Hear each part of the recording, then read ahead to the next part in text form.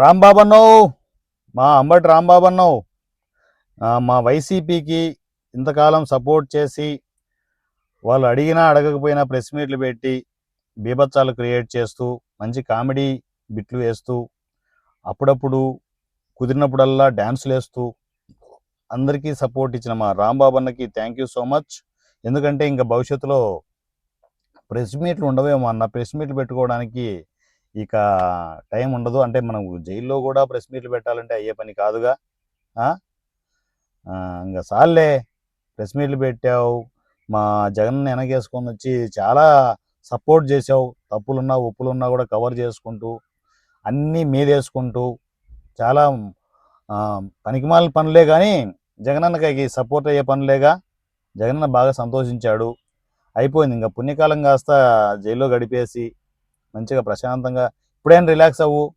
24 గంటలు ఎందుకు ఆ టెన్షన్ చెప్పు.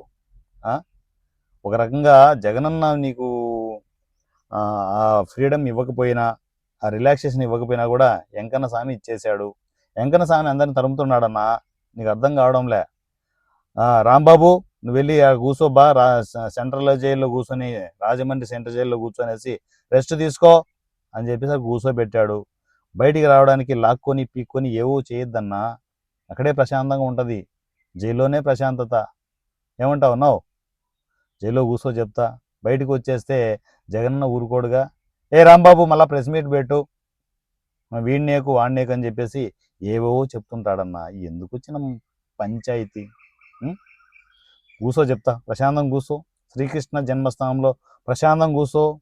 అంటే ఎవడు చేసిన గోతిలో, అంటే ఎవడు తవ్విన గోతిలో వాడే పడతాడన్నా. తప్పులు చేసాం, తప్పదు, శిక్ష తప్పదు, పడిందిగా. అంటే మధ్య మధ్యలో కోటింగ్లు ఇస్తుంటారు పోలీసులు, అవి కొంచెం ఓర్చుకో, అంతే, ఏం కాదు. ఓర్చుకో చెప్తా. ప్రశాంతంగా ఉండు జైల్లో. ఇక్కడ జరిగేది జరుగుతుంటాయిగా. ఈసారి జగనన్న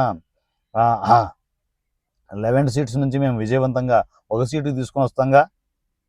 ఏమంటావు రాంబాబు అన్న? నువ్వు కూర్చో అక్కడ, నేను అప్డేట్లు నేను ఇస్తానులే నీకు. ఎక్కడెక్కడ ఏం జరుగుతుందనే అప్డేట్లు నేను ఇస్తాను. వింటూ ఉండి చెప్తాను, నువ్వు ఫోన్లు పెట్టుకుని వింటూ ఉండు.